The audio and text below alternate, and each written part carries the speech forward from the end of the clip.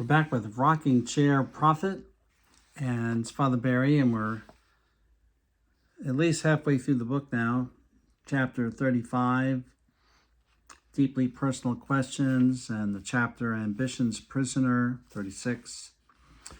And as the man dubbed the Rocking Chair Prophet, Daniel, he's listening to all very deeply personal things that people are saying.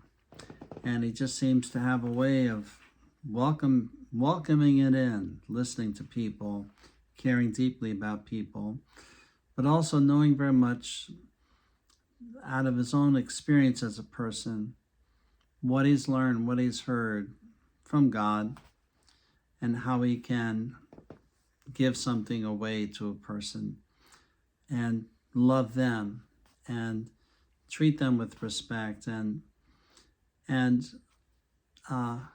show compassion for what is ailing them, what's hurting them. It's a deeply personal ministry you can see that Daniel has. And, he looks at people like the journalist who had been just so intent on ambition. And then he begins to talk to her about just totally different things. She begins to realize that there are longings within, there are thoughts that we have, that if we could just give in to them, we would find ourselves going down a good path. The Bible talks about two paths going down. One is kind of the easy path, the comfortable, casual path. One is the one that's disciplined, a little more difficult, maybe the hard choice.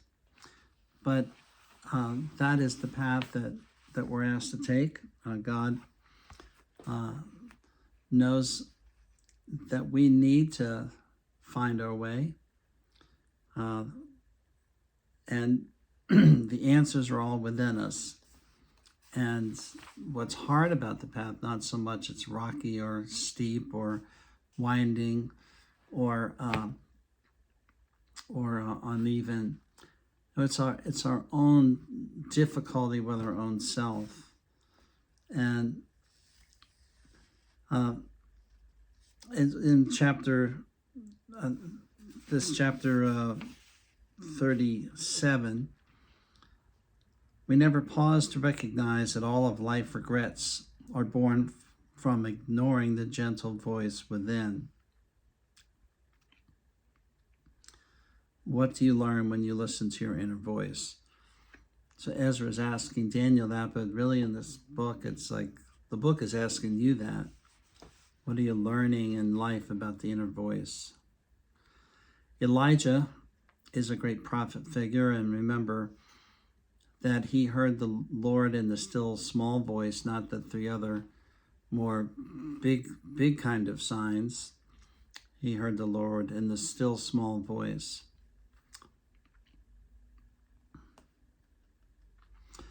We had a person come to the parish and give a day retreat. His name was Brian Pusateri. He has written a book, or a book about him has been written, The Broken Door. And he's written a blog every week, and he invited people who came to that retreat to follow him on the blog. And he's sort of a rocking chair prophet. In fact, he has a property in North Carolina in the mountains overlooking a lot of nature, and he and his wife have come to find a lot of peace. And he had something very deep to share when he was here, and how he did finally get to find the peace in that buried area where he let it surface. I appreciate those people who came to give a day and listen to him, and the people at Riderwood that gave part of their day, because he just had so much to offer, and that's why I brought him in. He was the kind of character that's in this book.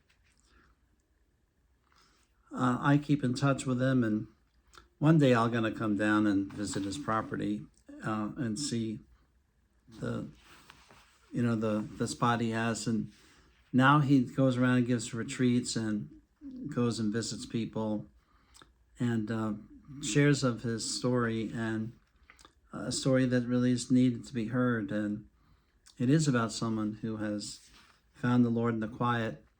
I never did make it to John Michael Talbot's retreat place in the Ozarks, nor have I made it to some other great retreat places, but more and more I'm finding the time to get to these experiences in my life. But I know that all the great blessings have come from when I've slowed down. And I remember hearing a song by Chuck Garrard called Slow Down. And he was a Christian musician that I liked in contemporary Christian music. And the song was very slow that he wrote. And I just enjoyed listening to it. Slow down, and hear the Lord. I was recently in a restaurant, and the noise was just too loud. They're trying to give some atmosphere, just loud music. The next week, me and my friends that take a dinner every week together, really a lunch, we went to another restaurant, and we were the only ones in the restaurant, but they're playing this music pretty loud. And I told them, we really need to turn that down if we're going to keep coming here. We're here to listen to each other, not this blaring music. You just wonder why people have to keep providing all this atmosphere. Even people who take walks and stuff, I see so many of them are wearing something that's speaking into their ears and keeping them busy up there, when there are some experiences they're missing in nature. In the book, Noble Service is the next chapter, and he's talking about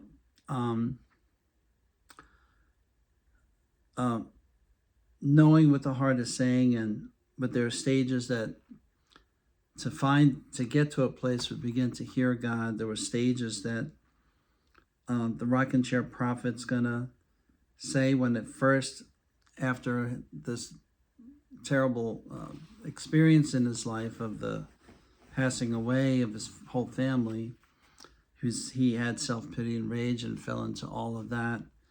But then he said he just turned into kind of soul pain, and then a soul-wrenching sadness, and kind of a disorientation. But then he said he was just sitting on a large rock beside a lake and doing a lot of reflecting, and maybe thinking more than feeling was his pattern. But now he was allowing feelings to be felt: anger, depression, fear, resentment, sadness, anxiety, loneliness, grief, as it says on page 93. A noble service. Sean approaches Daniel, the bottom of page 93, and Sean was mostly watching all the crowds, but now Sean is sitting down with him, and you can see now relationships in the book where Daniel has a better relationship now with his own self, and now with his own dad, now with Sean, his friend, and then some other people. And he loves the support that he's getting from Sean. And he says, the best way to find yourself is to lose yourself in service to others. And he's giving his friend a compliment. They decide to do something for him. They decide to make preparations for a big party. So chapter 39 is about this. And the whole town's going to gather, and he's going to talk about a few things. Before the party, he still runs into another appointment for chapter 40. this person named Laura who's very depressed. And, depression is something that you hear a lot about in ministry. And depression is a manifestation of unmet needs.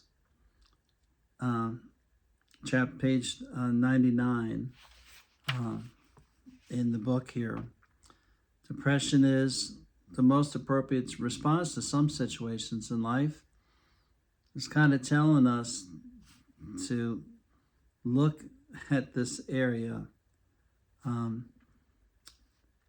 So now Ezra's gratitude is going to throw the party in the town for his friend Daniel. And so the next few chapters are about this party coming, and a big social discussion is going to be held at the party. And in it, on a midsummer night, he's invited to just start to share things with people. In this part of the book, I'm reminded of some other books that have been in the religious category. A book called Joshua, written by a retired priest somewhere around Albany. And he was trying to portray Jesus in a modern way, what he'd be like if he came back. There were some problems with the book and the angle the priest wrote. I would never written it as an active priest, but I guess there were no consequences or chastisements he feared afterwards. But he still was writing about how we would be surprised by Jesus. Joshua is another name for Jesus. And just the presence of the Lord among us might startle us. This book, in a sense, is Daniel being that figure, but also being the warm, loving figure. And the people who are open to the light will receive it. The shack is sort of like, reminds me of the first part of the book, where a man goes up a mountain and meets a grandma figure that turns out to be God. And his encounter with her changes him. So I think this book borrows a little bit from the shack.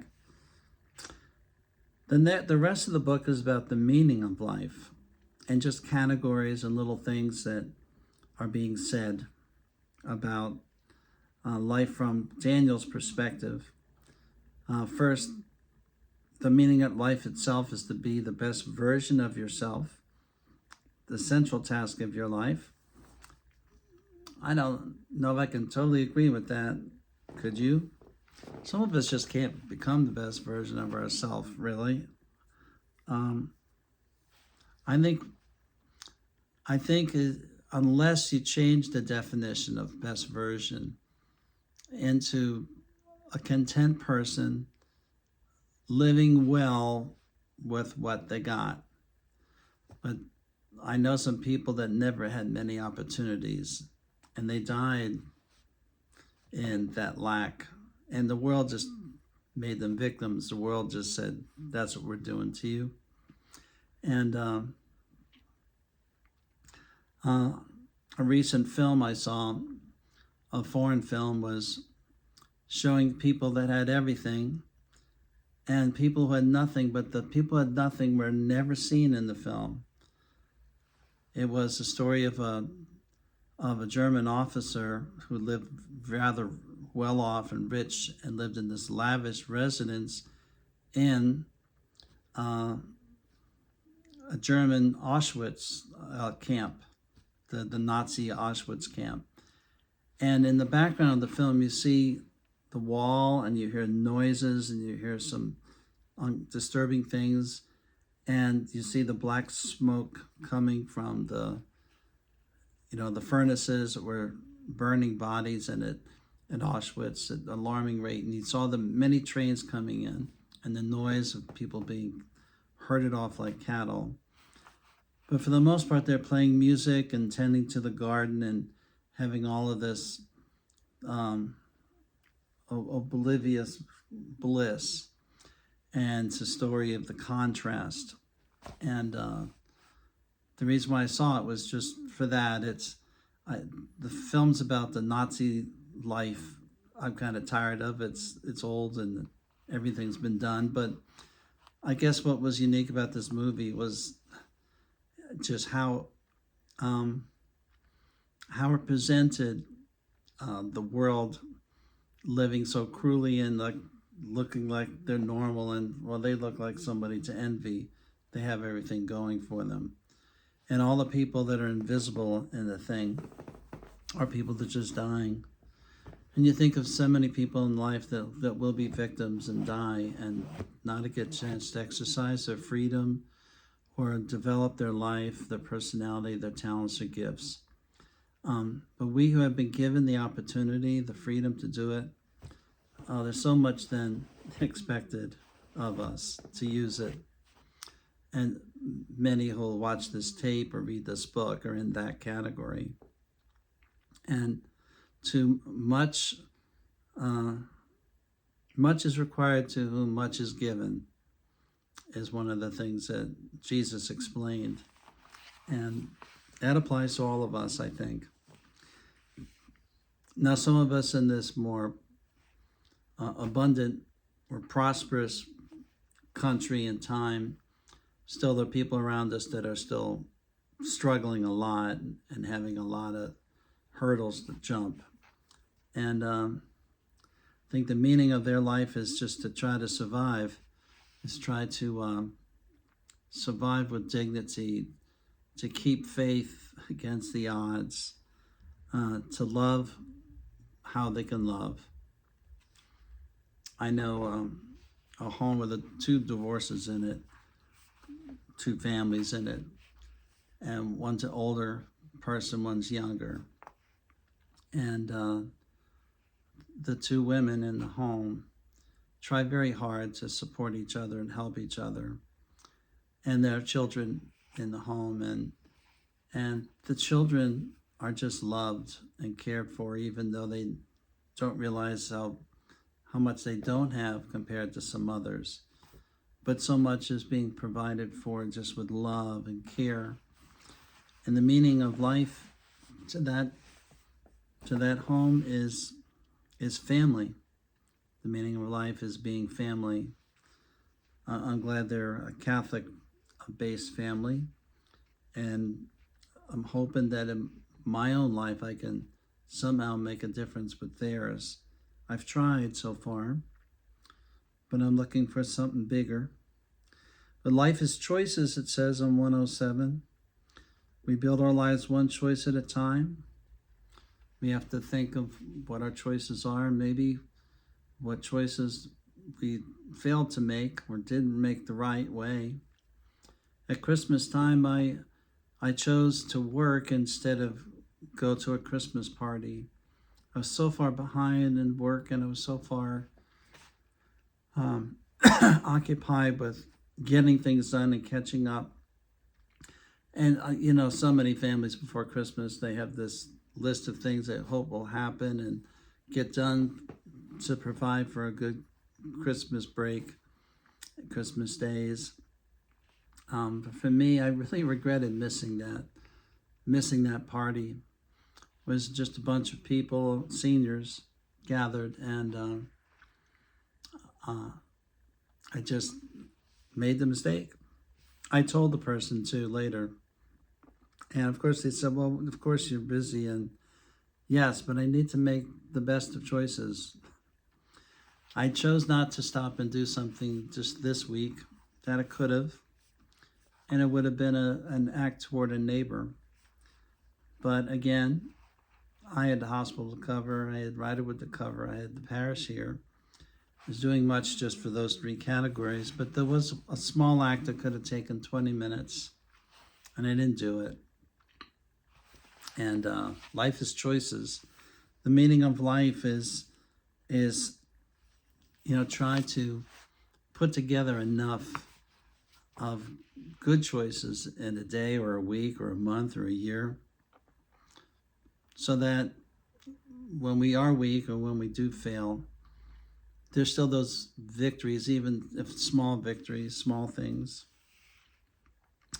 The God question in chapter 46 is a rabbi speaking to Daniel, and he's asking some questions, and mostly talking about what is the best way to love God, and they're basing it off of the Deuteronomy, love God with all your mind, heart, soul, strength, being, and then Jesus added, love your neighbor as yourself. Loving yourself, of course, is part of this book here, where you're loving the best version of yourself, trying to let that come out. You can't be Mother Teresa, Francis of Assisi, or Moses, but you can be a saintly you.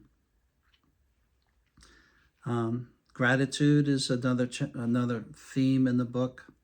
In chapter 47, Daniel is now talking at this party and sharing with the crowd on the answers to some of the areas of life. So gratitude, everything is gift, and everything we should seek for many things to have a meaning to us as a gift from God, as something to be grateful for, even the smallest things. And Daniel says to the crowd, when I'm ungrateful, I become irritable, restless, discontent. To be ungrateful is to be disconnected from reality, and denial of reality is a form of mental illness, however mild or severe. There are 8 billion people on this planet, and I suspect 7.9 billion of them go to bed each night starving for one honest word of appreciation. So gratitude can spill out. We can help a person be appreciated, give them something to be gracious or grateful for. We can be the one that supplies that. In the book comes the critic, and it just talks about people who are angry and upset, and they just don't like seeing people who are the opposite. And they just try to trip up people and insult them. And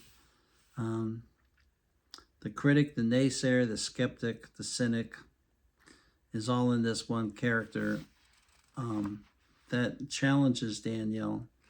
And it's the response Daniel has to him. Puts the whole crowd there for that midsummer night party into a kind of a complete stop. But then a healthy response is given to it, and they see that healthy response. And then a doctor talks about, what it's like to be healthy of mind or spirit or will, body, how there's something to be grateful for. And when you see someone that doesn't have it, it's a reminder of the gift that you have if you're healthy, if your mind is clear, if you have dreams, So The Good Life, La Dolce Vita, page 125 at the bottom. Everyone seems to be seeking some version of the good life. And again, I think John 10:10, I've come that you might have life and have it to the abundance. The good life needs goodness. It can't be a good life without goodness. Big point on page 124. You cannot have an ocean without water, and you cannot authentically experience a good life without goodness. So fill your life with goodness. Let your heart glow and your soul shine when you celebrate goodness. Goodness is what you desire, and you are most beautifully and wonderfully yourself in goodness. A line in the book here. There's a few more things to say about parents and children in chapter 42, and then on money and things. On money and things, page 126. The thing about money is that it makes you do things you don't want to do, so careful about having a lot of money. Everybody wants to have a lot of money, but sometimes the money can kind of take over. The lust of money is the root of all evil. The lust of it. It is written, he who needs least has most. So there's a bunch of things on money here. The 7 unchanging laws of money, he writes in here, this sounds like something from another book. Maybe the Stephen Covey book or some book on wealth, on money, written by a Christian. I just can't remember who it is, but it's kind of put in different words here by Matthew Kelly. 1, save a portion of all that you earn. Control your expenses. Invest wisely to multiply your savings. Guard against loss. Increase your ability to earn. Ensure future income. And be generous every step of the way. The seven money pieces of advice. And then spirituality is on page 54. And the greatest threat to your happiness and wholeness is your unrecognized spiritual needs. For us to flourish, we need to flourish in the spirit. We're an embodied spirit, and our spirit needs to have a human experience. We think of body and spirit being like different, but they're wed. God weds the two, body and soul. But some paid so much attention to the material, the fleshly, the body. But the soul is just as much a person as the body. In fact, so much more. The Lord lives right there in the core of us and our soul. And so our life needs to be a prayer where everything going on in our life kind of goes through the soul and transforms us. The book goes into other categories: generosity, give something away every day; work, learn about the value and meaning of work. We're going to be working and creating even into eternity. So what is the meaning then of creating? Learning how to think is better a lesson than being told what to think, or people controlling what others think. In our country, we had the Jesuits opening a lot of schools across the country, and in just Catholic schools in general, did a favor in helping people to be freed on how to think, and also to you combine how we're thinking with our soul. Even in mathematics class or geography or gym, the spiritual experience is so important to connect to those things. If you're cooking, I've seen some people that cook and they are passionate about it and their soul delights in it. But it's nice to see when somebody takes this aspect of their life and engages it with a soulful experience. And then the book kind of goes back to nature, and it just says that that when people say, what did you learn up there in the mountains? And he goes, well, nature gave me a chance to just hear God out and to kind of let silence swallow me up into a peace. His father and him now have a good relationship, and it's one of the last chapters in here. And his father's so proud of the way that his son Daniel brought many people together in the town and helped people to celebrate life, music and dancing, and to find some joy. And it's just a touching moment of the father and the son in the book. And then Daniel goes back to work. Chapter 62, page 140. He just goes back to work. And then he's meeting a person in chapter 63, Samantha. And he's just saying, dare to dream, Samantha. Let yourself dream. Don't be so worn down and hopeless. Let your heart dream. And it's one of the great human things that we can do. And hope also is just a wonderful gift to find. So in the book, he writes, where there's no vision, the people will perish, says the word of God, page 144. And so we don't want to perish. We need a vision. We need a dream. We need Christ to be the focal point, the North Star, the destiny of that dream. Finally, in the book,